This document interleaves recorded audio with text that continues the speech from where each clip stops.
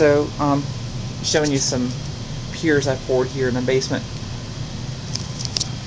Still got 6 or 7 more to go on this side of the basement, which I'll be working on in the next few weeks. So I've got a question for you today about how to replace a post. I've hired out this work in the past, but having been here when the work was done and seeing how it's done, I think I'm ready to try and tackle one myself. So as you can see from the video here, the post I'm going to replace is on the left here. Alright, that post is actually replaced last year. It was originally a steel beam like this. The bottom of it was really rusty and pitted, so now that we're lowering the floor, it's time to replace that beam with a taller one, so the beam will go down into the floor.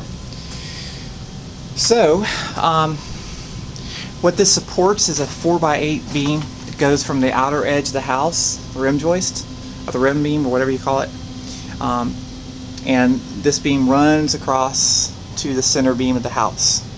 The center beam of the house is supported with a new 6x6 post and a huge footer, and the beam that's supported by this post is tied into the center beam of the house here. So we have good support by the center beam of the house. The catch to this is that there is a toilet right above here, and the builders just about cut this beam in half when they install the toilet. You can I don't know if you can really see let's see if I can get up here and show you a little better. So they've cut into this beam quite a bit. So there's not a lot of material left. So I've added, I've gone ahead and placed a temporary metal support just to the right, or to the inside of this cutout. So I think this metal beam will prevent, this metal post will prevent this beam from cracking here. The question I have is whether you think that I should add a second support, a second metal beam to the right of this, to the further inside, to prevent any kind of cracking from this metal beam all the way to the rim of the house, which is a span of about 10 feet.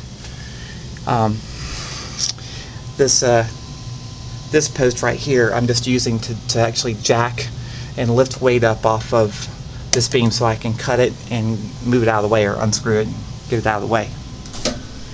So that was just a level there. So I don't know if this support, these little beams, how much weight they can hold.